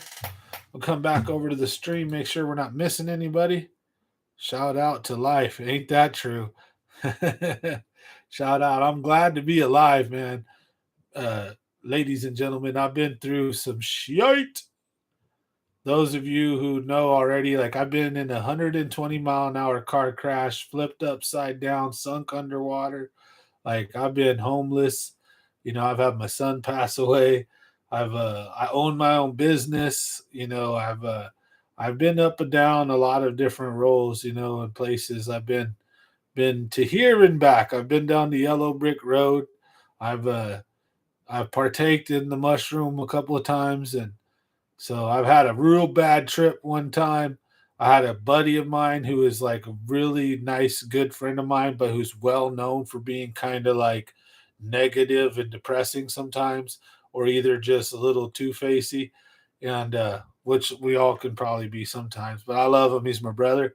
I'm not going to name names, but he got me in a real bad mood, and he was doing them with me. Promised me like he was at my house. So I'm gonna tell you guys this story real quick. It's the craziest story ever. So this is why you don't do drugs, folks. Don't do shrooms. Or if you do them very carefully. So uh micro dose, right? So, anyways, we're at my house. We eat some, put some shrooms on our burgers, whatever you want to call it, right? Family friendly show here. And we had an interesting experience, and it was pretty positive. Everything was cool. And he lives like 3 miles away. It's probably about 1 in the morning or so. And he just was cool with spending the night hanging out. So we got wrecked. Now, all of a sudden, he doesn't want to spend the night. He wants to go home. And he doesn't want to walk alone. So he convinces me to walk with him, but he's like, I don't want to walk with him, but he's like, but I'll give you more shrooms. I was like, well, that sounds good to me. So I figured I'll walk him home. So I walk him home, and the whole night he's been giving me these evil vibes, right? Like just like being kind of douchey a little bit, but not really, but a little bit though. Like we're very competitive. Me and him, we're a lot alike, so we kind of our egos clash a little, and that's kind of probably what it was. And we were both shroomed out our gourd. Had a great time at first, but when it came to going home, something fishy. I was smelling something fishy, and I'm like, "All right, well, I'll walk you home." We have no car. We were like 17 or 16 or something, or I don't know what we were, 17. And he's at my house. I maybe no, maybe 18. This was before like I got my car, and I don't remember what age we were, but or was it when I was almost homeless? I was like 19 or something. After all the drama, I think it was like 19 or we were like 20, and it was like bad, tough times. I think that's what it was. Yeah, and so, anyways, I got to walk this dude all the way across town at like 3 miles, right? And then he promised. So I'm like, but I don't want to because I don't want to come home. I'm scared. I don't want to walk home all by myself. And he's like, you can spend the night at my house. I was like, oh, well, that sounds cool. All right. And you're going to give me some more? Heck yeah. So we walk all the way across town, like tripping balls. That is a story in itself. We get to his house, and he tries to shut the door on me and be like, all right, bro, thanks for walking me home. I'm like, what? At least hook me up with some more shrooms, you lying bastard. He's like, you can't spend the night, man. He's like, you're out your gourd. He goes, you're hella loud. You're gonna wake up because he was living with his brother. This was when we were going through tough times. After I was homeless, sleeping on couches, I was back. I was living with my mom in an apartment. So, and he was living with his brother in an apartment. So we had like these shitty lives going on, bad decisions, right? So, um, he had told me right that I was going to get to spend the night. It was no big deal. He was going to hook me up. I just had to walk him home. So I walk him home. We're at his house now. It's like 2:30 in the morning, and he's like, he tried to pull all that, and then he's like, all right, all right. He goes, come in real quick, but you gotta be quiet. So he hands me like a bunch more, and then proceeds to kick me out. Like, all right, go home. You're on your way now. And I'm like, oh shit. So I didn't want to have them on me, so I just munch them. I'm not. Next thing you know, I got to walk home all by myself. And about halfway home, I'm in the most demented, delirious trip you could imagine. And I realized that I'm officially crazy at this moment. Like, you wouldn't want to have a conversation with me. I mean, you probably would. It would be fun and entertaining. But like, if a law enforcement officer or somebody pulled me over, they would know like this kid isn't like oh smoking weed or he's drunk. This is some shit. Like dude's crazy, like crazy. Like I was figuring I was so out of my gourd, like I couldn't control it, that they were gonna genuinely think I was crazy and not just like on some shrooms or something, and that I was gonna go to a mental hospital or a mental facility. Like, would I ever be sober? Was it turning into Jesus, right? And I'm starting to get hella scared and it's hella trippy and all these weird thoughts are going through my mind. And then I'd go positive and control it, and then I'd go negative and be all flipped out. And somehow, while walking through like the middle of the street, walking in like circles and yelling and talking to myself, probably, I don't know how the hell, but I make it home. I make it home with no police officers passing me. Yeah, I get the craziest. So I don't know how I pulled that off because I guarantee you I was so Looney Tunes that I should have been arrested for sure. If anyone would have drove by, they would have said, "What? What the hell?" Right? I was probably doing handstands halfway. Just I was that just zooted. So I get home and this is where it goes dark. So I was pissed that I got like put in that predicament.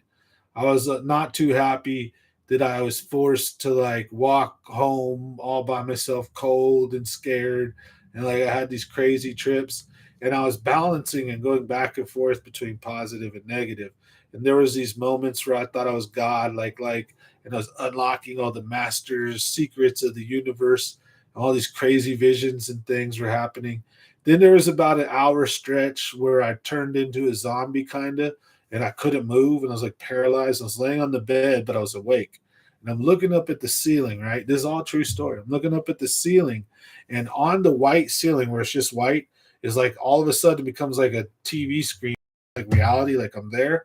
And all there is cogs and hammers and gears and things just going do do do do do do do do do do do do do do do.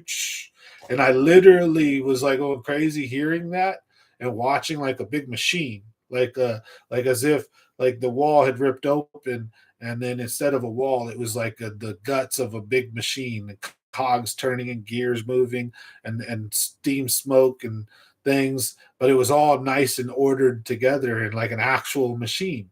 And it was literally moving and making playing that song do do do do do do do do do do do do do do do do. So I flip out. I'm like, oh my god. And then next thing you know, oh, this is coming to an end here, I promise. I just had to tell you. I think it's a funny ass story, in my opinion. I hope I'm not offending anybody. It's a true story. I was young and stupid. I'm not condoning doing these things. If anything, this should tell you guys stay the fuck away. So, anyways, I'm going crazy at this point, back and forth between like thinking I'm God, unlocking the secrets of the universe, and seeing this robot on the wall like for an hour. And as I'm snapping out of it, all of a sudden, see, I grew up, I've been in a foster home, I've been homeless, I've been abused before when I was real little.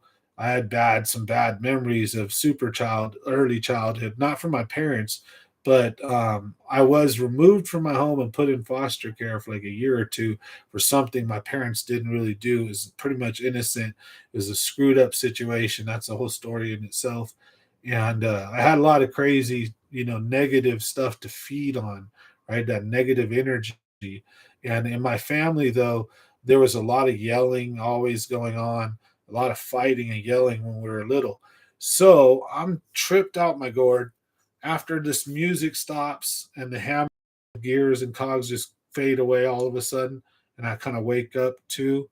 I hear my family, particularly my mom, who at this time is like handicapped and she sleeps in the chair in the living room. I hear them screaming and yelling at each other and fighting.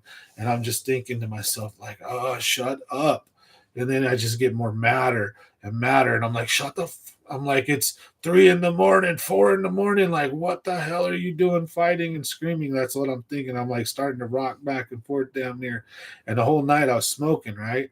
And the way I was smoking, I was using blunts. So I had this knife that I was cutting them with, right? So I just flip out. I grab the knife off the desk and I storm out to confront my family, like, shut up, like crazy, right? And I open the door and it's pitch black.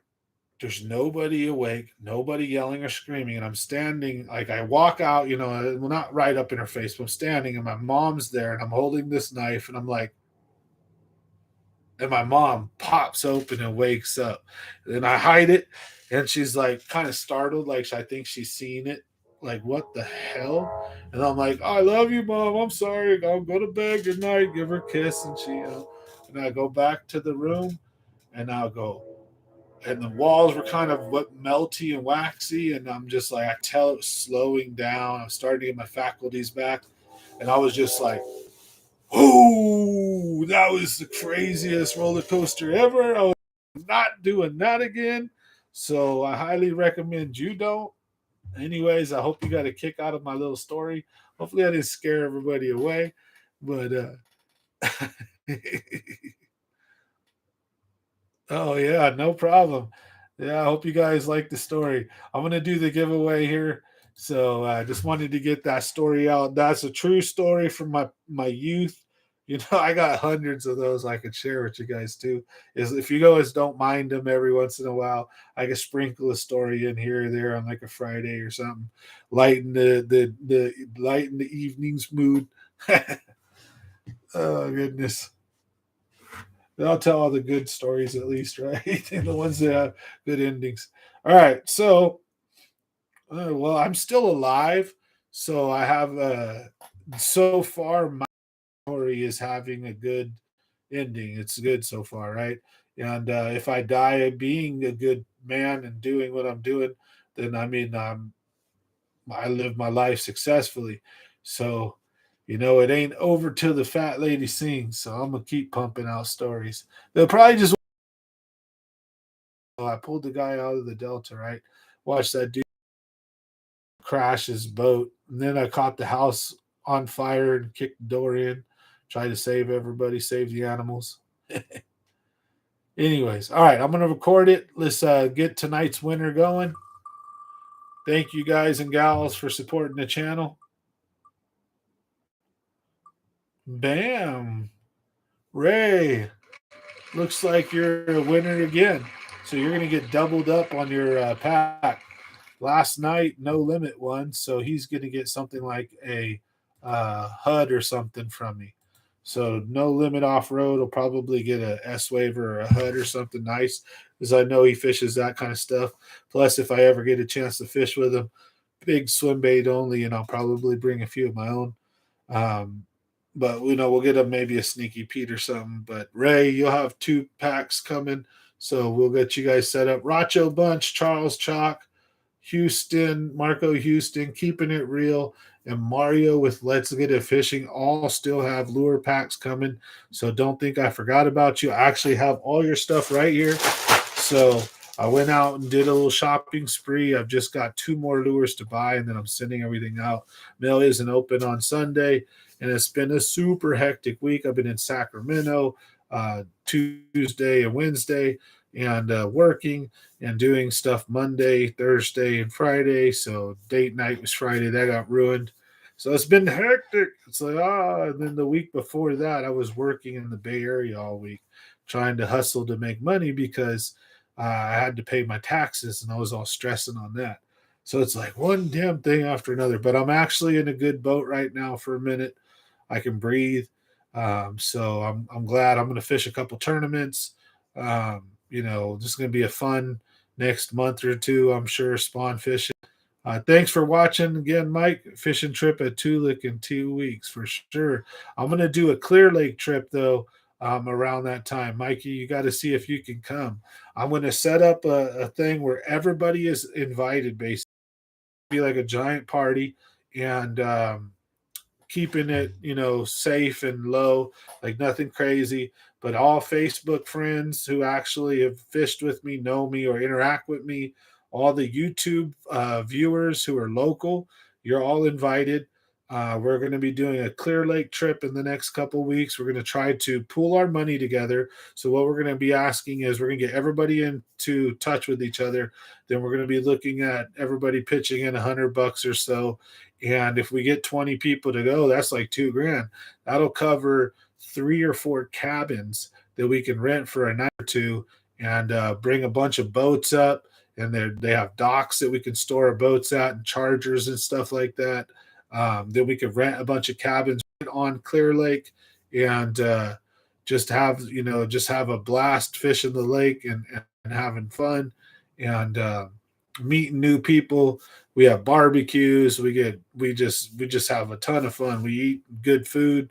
We usually cook tri-tip, all that good stuff. We catch a ton of fish.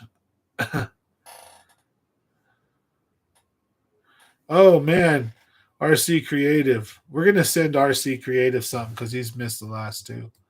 So we're gonna go ahead and just add his name here on there. I want to send you a little pack. I've got a couple of lures that I think everybody should throw this spring, and I think it'll up your game. They're basic lures, but believe it or not, if you throw them with actual conviction, these 3 lures that I'm gonna send everybody are smackers. They'll catch you some big fish. And the drop or the Ned rig will catch you numbers as well as some decent fish. But the spinnerbait and crankbait I'm going to send you guys are personally ones I use. They're not super expensive, Spro $30 crankbaits, but hey, they're nice crankbaits, and I catch plenty of big fish on them. They have good hardware, good hooks. I like them the way they come, and they're good. All right, we'll have to send you a jerkbait then.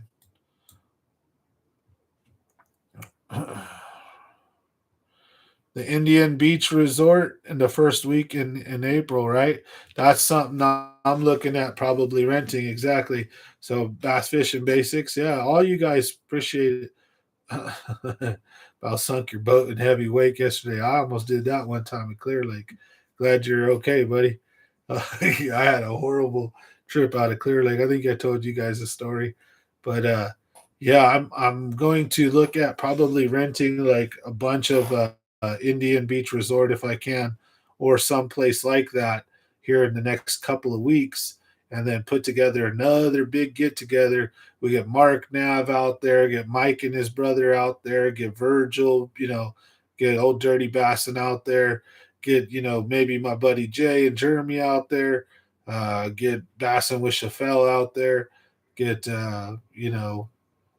see if maybe we can get Z-Man out there, a couple other buddies, and anyone else who watches, Mike, any of you guys, Mike Dozier, Racho, if you guys are, no limit if you want to come out, all you guys are welcome.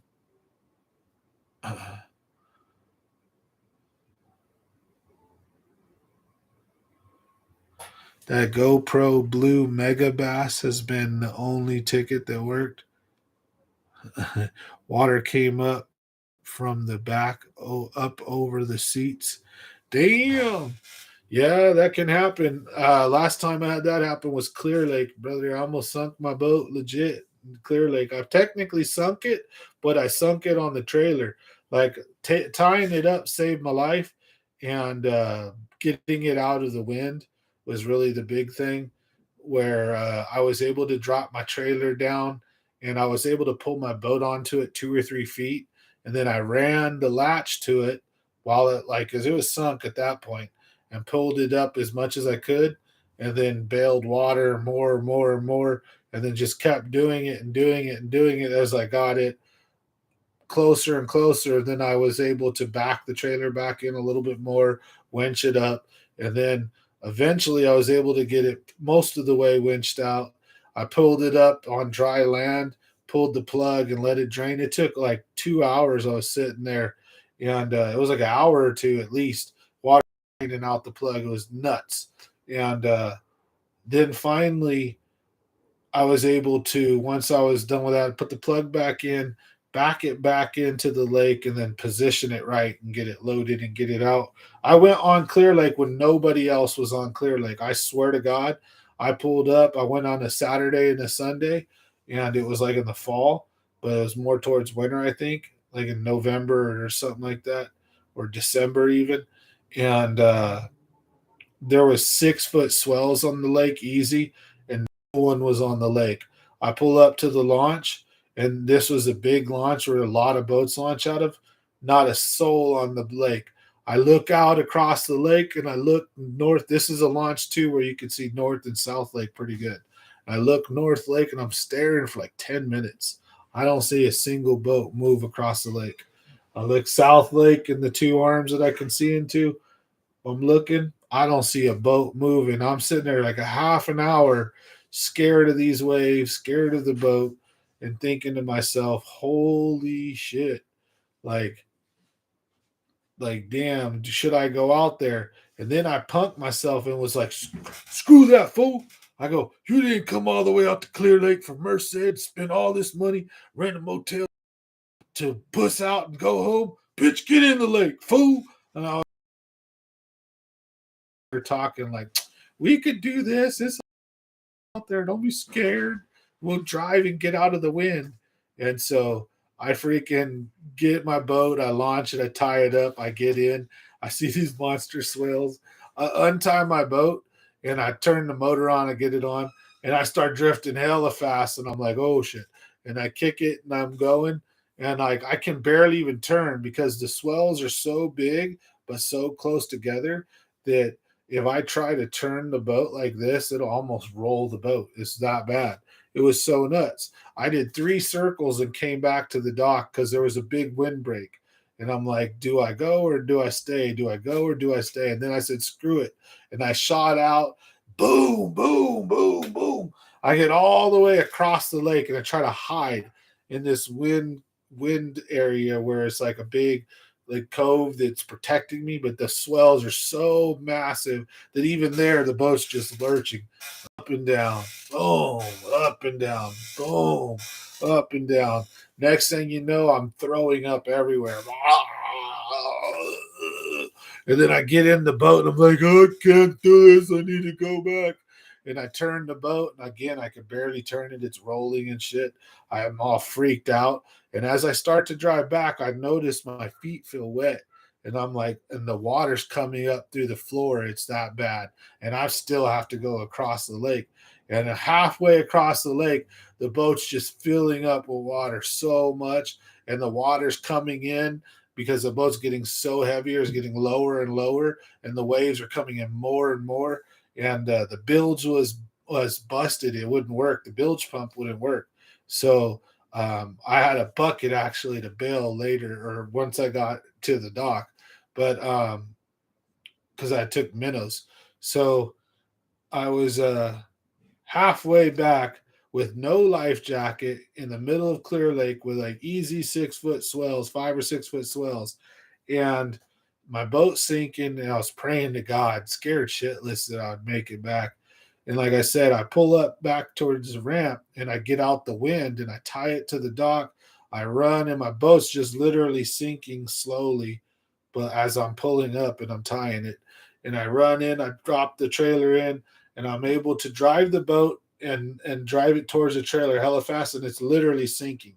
And it sinks with like 3 feet of the boat on the trailer. The back end's literally almost underwater, right? And so the motor is like I have it lifted all the way up, barely out the water, like it's almost waterlogged. Like the whole boat's filled up. I don't know if there's water in the gas tank or anything. I'm thinking all like, holy shit. Like I'm sure there wasn't, but I mean, I'm all flipping out like, what do I do? So I started basically hand bailing buckets of water for like 2 hours. I could winch the boat finally up enough where I was able to get it like out of the water enough to undo the plug. And then once I had to sit there for like another hour or two while the water drained out, then I was able to put the plug back in, relaunch the boat onto the trailer, winch it up nice and easy. It was one of the most stressed out days I ever had fishing. It was like the dumbest decision I ever made. No life jacket, trying to tackle Clear Lake. Just like I told you guys about being in the rubber raft, that was more fun though. It was in summer. 5 or 6 foot swells, and me and Jeremy were in a rubber raft pre-fishing for a future pro tournament, and we wanted to go up lake and check it out to see if there were any better fish up there before we like designated which end of the lake we were gonna um, really want to fish and dedicate it to. So we were fishing into the night, and we've ended up hitting monster swells. The whole boat, our whole raft filled up like a bathtub. We were yelling into the to hide our fear. We were yelling into the wind and the waves. You call this a storm? Ah, like Captain Dan from Forrest Gump. Well, the water was very warm, but it was still very scary. If anything happened, if we would have popped, we would have probably died for sure. We were putting across the lake, and it was just same conditions, 5 6 foot waves, but they were real warm, real hot. So I didn't mind it too bad. But man, that was an interesting night as well. So, anyways, your pump saved your boat. Man, that's crazy. Hey, Gerbs, nice to see you on. Damn, 40 foot. Yeah, 40 mile an hour winds. Yeah, dude. It yesterday was pretty windy too. Yeah. Water stalled yours out. Yep. Yeah, that's about how my adventure at Clear Lake went, brother. It was similar. It was frightening as hell. And I'll tell you what, I'm stupid. I want to say this right now. I gotta set a better example and learn. I still don't really ever use or have even life jackets on the boat. Actually, I take that back. I have them, but I never wear them because I'm cheap, so I don't have the nice bass fishing ones. I have those ugly, fat, stupid ones. And my boat tops goes like 45 miles an hour, and I've had it kick out before on me when my cable snapped one time, and it doesn't go fast enough to flip it or roll it unless I were to drive the damn thing onto land or something. And even then, I hit a rock going 45 miles an hour at the Delta one time. I hit a freaking rock pile, and it stopped me dead in my tracks and, bent the propeller. I had to get a new prop. But lucky that was it. But it stopped me in my tracks. Nobody flew out. So it's like I'm dumb. I don't wear now check this out though. That's in a nitro bass boat that doesn't go too fast but floats. I have a working bilge pump. Now these two times when I was at Clear Lake in my Champion Bayliner bass boat, I had no life jacket and nearly sunk it. I had probably one on me that I could have got out of the boat, right, and worn, but I wasn't wearing it. And then the time at Clear Lake when we were going across the lake in the raft. I think we had life jackets there, but we weren't wearing them again either. So it's like, I've been lucky, stupid, but lucky so far. So I really need to invest in some really, because I just haven't really, I mean, I got to buy those online, I guess, or go somewhere where I'm supposed to buy those because maybe Bass Pro Shops or something. But spending 100, 200 bucks on a life jacket is just crazy. I'd rather spend 20 and get the big orange one and wear it, when the tournament guys are looking, and other than that, take the damn thing off. But, once I get a boat that goes 60, 70, I really have to make sure that's a habit. Plus, what kind of example do I set my kids and people watching the show? So I really need to invest for my safety. I've just been lucky. I need to invest in a really nice uh, life jacket that I feel comfortable wearing the whole time. So if I pass out, fall in, I'm okay. Um, I've tempted fate and got lucky, but I don't condone that. I don't suggest you guys do. So I think it's time to put my money where my mouth is. That'll be the next investment here. Is I'm gonna get myself a good life jacket and probably do a shout out video and tell a couple of my stories. Maybe like the one at the Delta where the dude crashed going 80 miles an hour and the boat flipped on him twice. I thought that dude was gonna be dead. Without his life jacket, he definitely would be though. So No problem, RC. Appreciate you jumping on. So, and Tony Duran, yeah, I think all the mother load got a lot of wind. It was crazy windy today too, but I'm unfortunate. Excuse me. Unfortunately for fishing wise, but fortunately money wise, I've been working this Sunday, so or today. I worked all day, so made a little money, busted my butt. So yesterday was kind of like the relaxing day, but I didn't go fishing. The BBT was just too expensive, $500. I just couldn't afford it. So I figured that. Oh well. All right, folks, we got 15 minutes until 9 o'clock. So this is that time. If you want, I can bring up a map of your lake that you want to fish. We can talk about certain lures, colors, any kind of topics you guys want. I usually give the floor to you guys for the last 15 minutes. So let me know and I'll read your comments and we'll see what you guys want to chat about. Clear Lake yesterday was the roughest water we've been on. Oh, okay, nice. So Clear Lake is one of the biggest, the best, or the, well, I hate how to find the word. Clear Lake is one of the best examples of that I could ever point to. It's the scariest lake I've ever been on with the biggest waves was Clear Lake. Hands down, when the wind got whipping and it stayed whipping, it was freaking nuts. Unbelievable how monstrous the waves get there for the way that lake is. It's just unbelievably nuts. And then how shallow that lake is, it can even add to the danger when the water level would normally be this, but then when you have a dip and a ray action.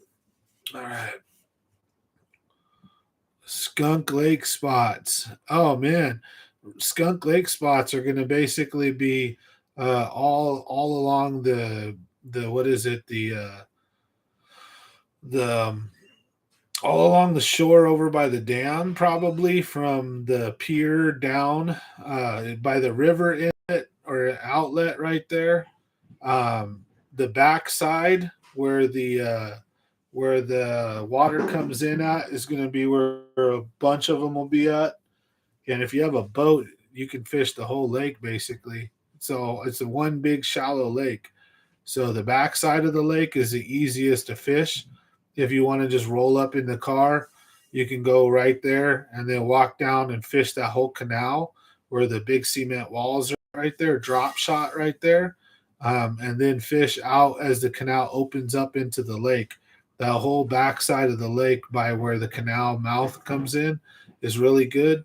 And the front of the lake where the canal's at, where the mouth, where it goes out, and then the other outgoing water arm on the backside, like halfway by the lake, between the two playground areas. That's also a good spot. So that's kind of where I would focus on Skunk Lake.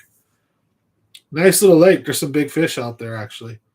Not a lot of people bass fish it, and those bass have a lot of trout to eat. Big fish out there, believe it or not.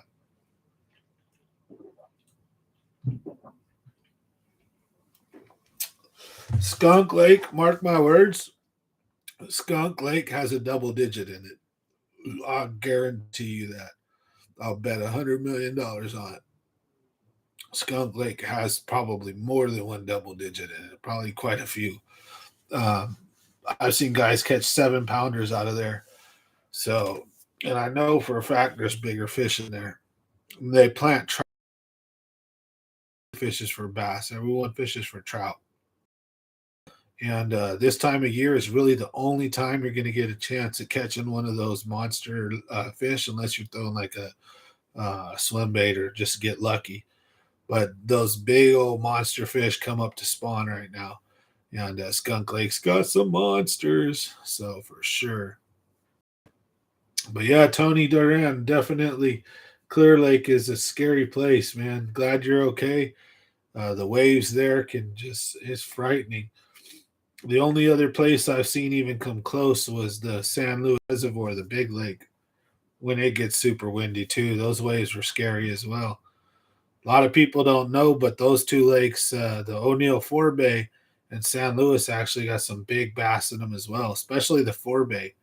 And I found that out trying to catch striper with a rattle trap. We caught back to back like 5 pound bass out of there with the rattle trap. It was pretty cool. It was like, holy shit, there's largemouth bass in here too, like this.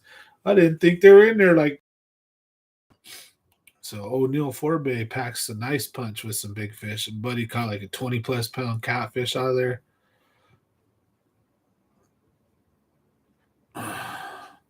And there were some large swells. I thought we had an earthquake and a tsunami was coming. Honestly, I'm telling you, man, I've been to 2 times. True story as hell. Not going to elaborate the entire story again, but literally, we used to fish the Future Pro Tour in a rubber raft, a blow up Seahawk 2500, and we had the motor in the back on a little motor mount, and we had all our gear in the middle, and he sat in the back. I sat in the front because he did the tilting. Those waves were taking our boat and folding it like this, and the raft was just going.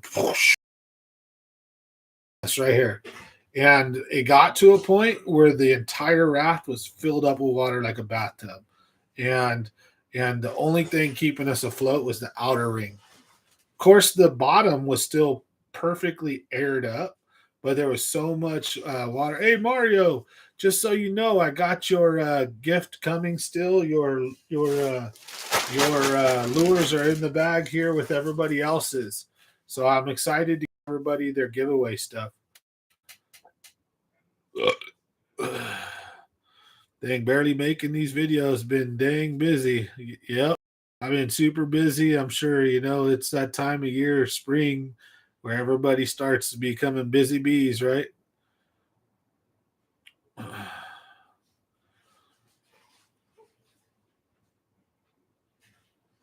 Nice. So a trout derby coming up at McSwain 2nd and 3rd, then Bass Lake April 30th. A lot of people. You know what? I might go to the Bass Lake one on April 30th. I got a couple of my buddies go up there to that thing, and I hear they really like doing that. So I'm thinking it would be a cool little thing to go take the kid to, and go do that Bass Lake Trout Derby. And the striper tournament too. I like those seeing those Delta things that you guys do from the shore. I've been wanting to go to like every single one of them, but every day they've been having one. It was either during a tournament or some crazy stuff going on. But I wanted to go support and show up quite a while, so I'm gonna make one of those ones where they have like a bunch of guys meeting up at the Delta. Yeah, no problem. You got a lure pack coming. If you want to know what it is, I've got a square bill, a spinner bait, a whole entire pack of TRDs and the hooks and heads for you.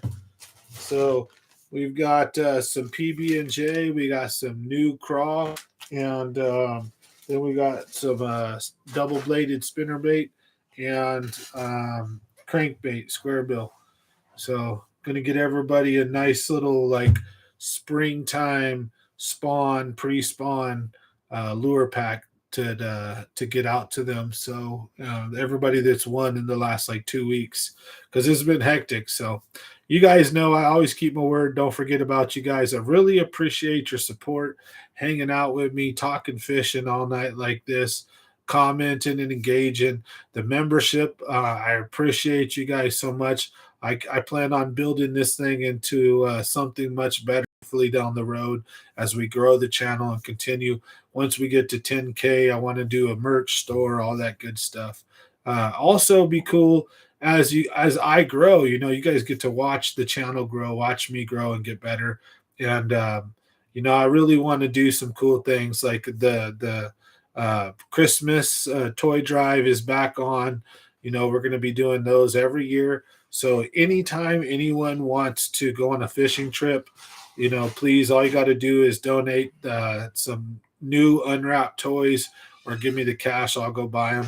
But we're going to try to take care of as many kids for Christmas this year as we can, just like we did the last 2 years. So Fish Miss 2020 and Fish Miss 2021 are both, thanks to you guys and gals. We've already bought some bikes. We've already started stacking up some toys already for next year. for this year. So I like to give back to the community, give back to the members, give back to the viewers, teach and help. And I don't know it all, but again, what I do know, I'm more than happy to share. And I look forward to getting much better, throwing big swim baits, to upping my game. And then when I learn what I learn and when I see what I see, sharing it with you guys and gals and putting these videos out. So even if I get super good, I start winning money, tournaments, this and that, you guys will always be privy. I'll try to help with everything I throw, my lures, my techniques, whatever. I just want to see people catching fish because it's fun. It just floats my boat. You know, I like watching people smile and get happy and catch fish. And if I can help in any way, that just, I'm more than happy to do so. So, and then if we can again create something out of this, a cool little community, and a nice little thing going on, I would love to give back. I'm not someone that, get got if I ever got internet famous, right? I wouldn't be the type to just do me. I would always be giving back to the community, right? So that would be also one of the main goals of this channel is if we do grow ever big enough to where it becomes something actually monetarily, between the community, between the members helping, between all the different things that I can eventually set up, Patreon, other kinds of cool stuff, even fishing seminars and classes, meet and greets, or just host events, fun stuff, grab other fishermen from other channels, do collabs and fun stuff. I'm totally open to that. You never know. I think a lot of guys on the fishing game are lagging behind.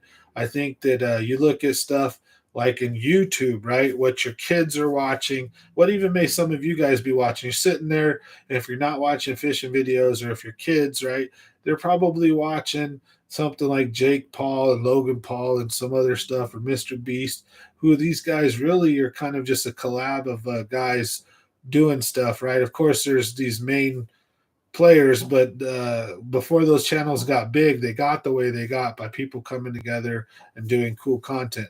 So, of course, this is a fishing channel, but I'm not cut and dry fishing. I think that I want to create an entertaining, fun environment. So if I'll even do a fishing comedy show, right? I would love to make more channels, like if this got big enough, and even pump support into that, where it's all fishing themed and related, but maybe just maybe an hour a week where I just tell crazy ass stories about fishing and funny stuff, and bring guests on and share their funny stories, right? Like, what's the craziest stuff that's happened to you? And grow. So a lot of cool opportunities. You never know where life will take you. I keep a mind open to the possibilities and keep gunning for the future and positive outcomes. And things will happen. And if not, either way, I give it my good old college try, and I'm having fun in the meantime. And you never know where life will take you. That's the kind of like Gump said, life's like a box of chocolates, and you never know what you're going to get. That's the beauty of it. So, yeah, no problem, man. Never had luck on square bills. Well, don't worry, brother. I've got Ned rig and I've got spinnerbait coming your way too.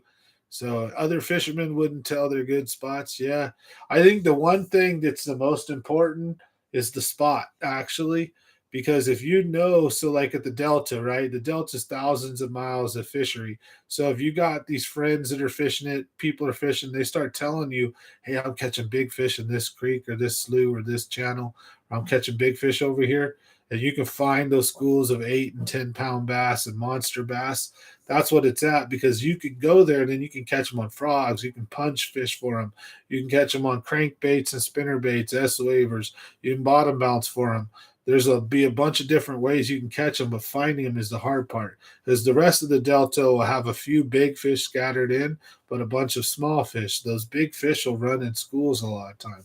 They'll do that at the lakes too. Big rat packs of 4 and 5 pound bass. They could win you tournaments, right? As well as there's going to be 10 pounders in there too. But then when winter comes, or when it's pre-spawn or it's tough, and you're catching 10 pound bags and 12 pound bags are winning for checks, right? First place is 13, 14 pounds. but yet during certain times of the year is kicking out, 25-pound bags. Those fish are there. Just finding them at certain times can be just a pain in the ass, right? It can be a challenge. That's how it goes. So I'm looking forward to putting the hammer down on them this year.